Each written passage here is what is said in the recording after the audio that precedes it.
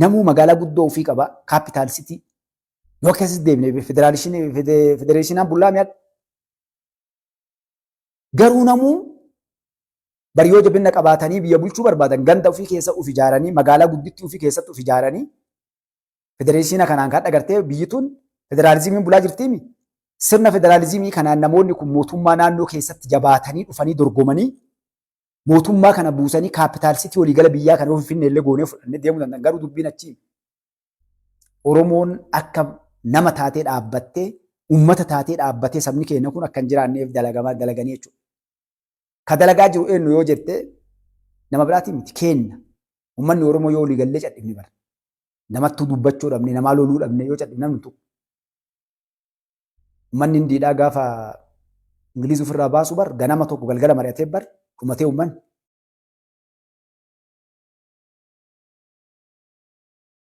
Bar kumatee uummanni. Bar kumatee uummanni. Bar kumatee uummanni. Bar kumatee uummanni. Hojiileen dhaqinaa ka'urraa jalaalleen dubbattinaa cadhisaa jedhan. Gaandiin bara akkasitti baasisee Hindiirraa. Maaliif cadhisuu qofaan hin lolle qawwee ittiin dhukaaf. Oromoo yoo cadhifte namarraa bara cadhifti waan ofii yoo dalagan namni tokko jalaa osoo hin dubbanne beektuun akka namni hundi ganda ofiitti galu. Namni hundinuu maaltu gali jedhanii akka jedhanii miila nu dhungatanii nu jalaa dubbadhaa akka jedhan bara jedhanii. Ganda namaan dhaanne kaa agartee. Nam deemnurraa abboo eegan dubbanne ganda nurraa baay'isii jedhu jiru.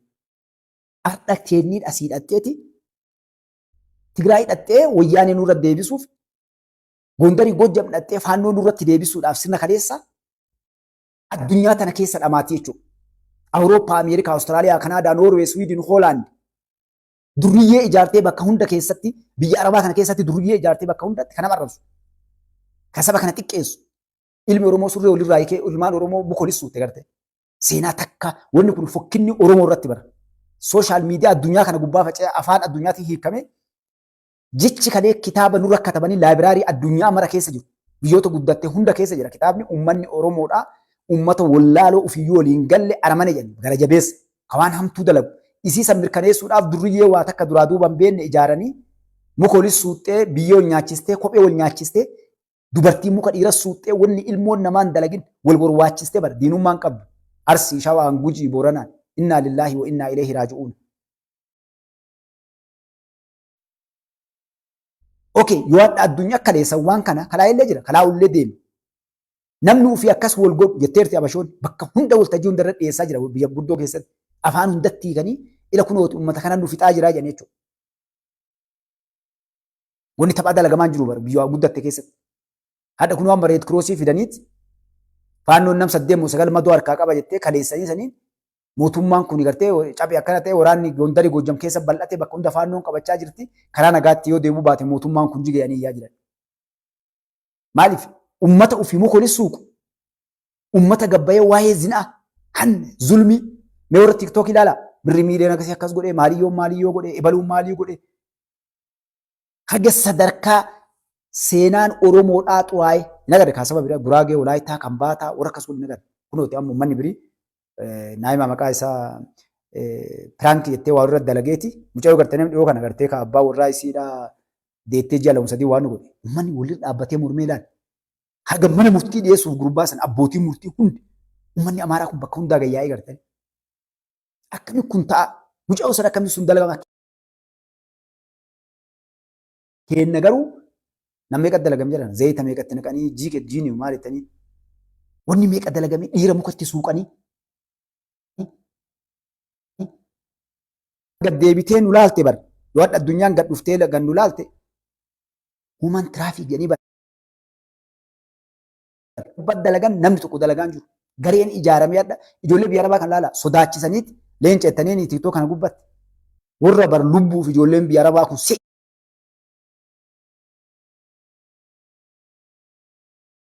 biyya Arabaa kun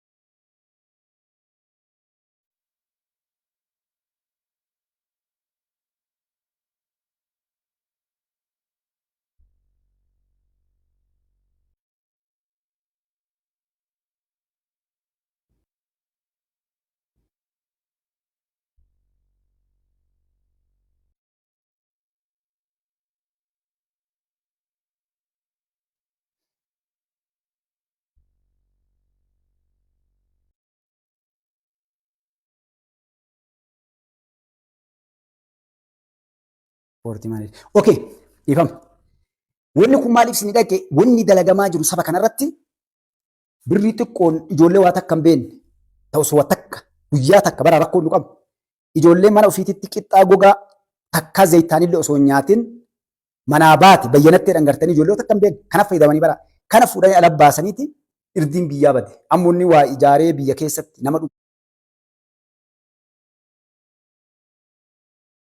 Ammoonni waa ijaaree biyya keessatti nama dhumataman kanaaf fayyadamanii jechuudha.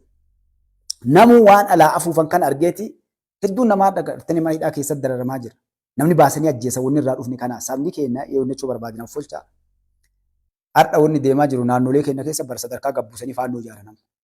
TikTok irra kalees ni agarsiisee jira. Facebook gubbattis addas agarsiisee jira. Ifa akka amma gabbanii qeessii irraa hanga gaditti hundi isaanii shaniif nafxanyoonni walii galan jechuudha. Itoophiyaa takka afaan tokkotti ortodoksii ijaarraa jiran ifatti qaradhossaami ifa gabbayee dhufe jechuudha. Ifatti clear. So kanaaf sabni Oromoo inni isiniin jedhu isinitti hin dheeradhu isaatiin deemee jira. Inni isiniin jechuu barbaadu. Nuti ilaala Oromoo. Saba guddaa alhamdulillah rabbil alamin.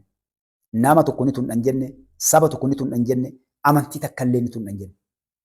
Namni dachii tana gubbaa jiru hundinuu biyya teennatti miti. An sittiziin Ameerikaati. Itoophiyaa dadheemi lammi Itoophiyaati bara. Haati abbaan kiyya firri kiyya aanaa aaliin kiyya sabni kiyya Israa'aan. Ameerikaa sittiziinaa mirga biyyatiyya keessa kalee dhabe achitti argadhee nagaan Ameerikaa keessa jiraadha. Warra Ameerikaa ijaaree tolchee akkasitti waa hunda clear godhee ani biyya ijaaramte sani dhaqee haadha keessatti ilmaan tee guddifadhee badhee ilmaan tee yuunivarsiitii guddatti baratanii anjiruu gaarii mana gaarii makiinaa gaarii qilleensa gaarii san keessa jiraadhaa jechuudha. Garuu Itoophiyaa keessa jiraachuu dadhabne kalee. Ani maaliif Ameerikaa maaliif kas goote? Dachiin tarabbiiti. Biyya namoonni murtaa'an wal ijaaranii keessatti mala bulmaataa akkaataa itti waliin jiraatan siyaasa takka ijaaratanii heera tumatanii jiran jechuudha. Heera isaanii yoo kabajje biyya feete keessa jiraata. Biyya feete. Itoophiyaa keessa garuu yoo kiristinnaa kaatee ortodoksii taate malee yoo amaara ofiin jette malee oromoollee taateen jiraatu, musliimallee taateen jiraatu, pheenxeellee taateen jiraatu, pirotestaantiillee warra sirna gadaatti waaqeffata amanullee taateen jiraattu siin jedhan jechuudha.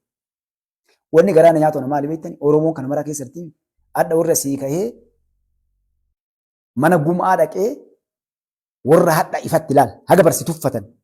Maaliif abbootiin garaa warri kalee duraa duubaan beekne liqimsaa malee seenaan na badaa ani ilma namaati. Sanyii qaba, ilmaan qaba, fira qaba, aanaa qaba, ardaa qaba, saba qaba. Eessa dhaqe mana gumaa dhaqe mo'aniin kun fira bira dhaqe moo diina bira dhaqe. Sigalee namni baroonni laallattu dura eenyu waliin jiran. Jabaa ambaa irra yaraa kee laafaa keettuu si fayyada jechuudha. Haga feete qubni ajaa'ib ofirraa mureen darbanii jedhu.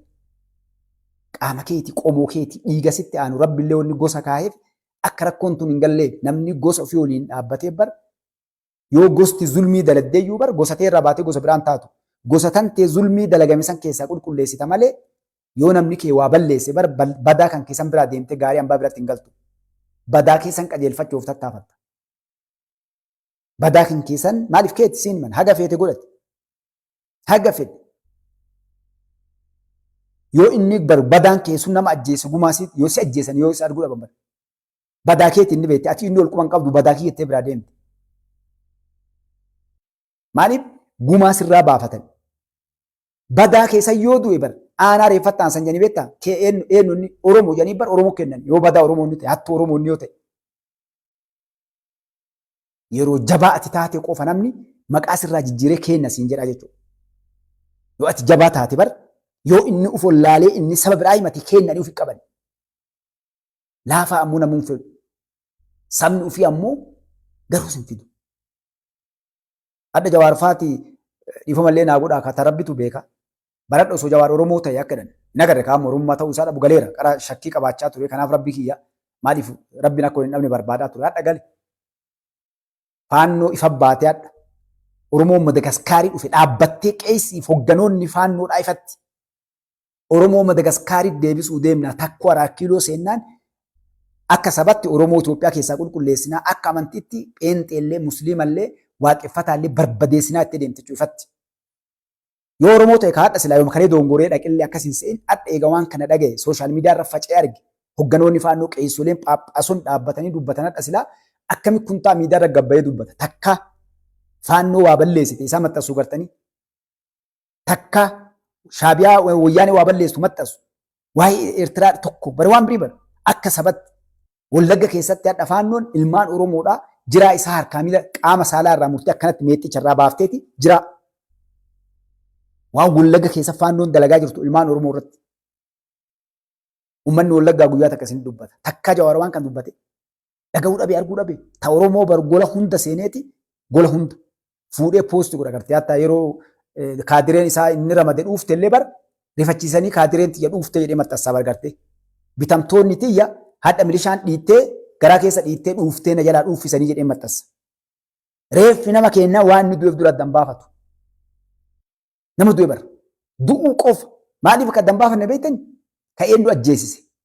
Mallaqa isaan erganiin ilma namaa gartee mana hidhaatii baasaa mi ajjeesaa nama uummanni jaallatu. Sheekticha Arsii keessa ajjeesan maa ajjeesan beektanis lola amantiidhaa kaasuudhaaf. Maaliif godhame? Ilmaan Tuulamaatiif Arsii walitti oofuufi. Ta'ee jedhamee barala. Gara hundattuu siyaasaa isaanii bu'aa qabu dalagaa jiran.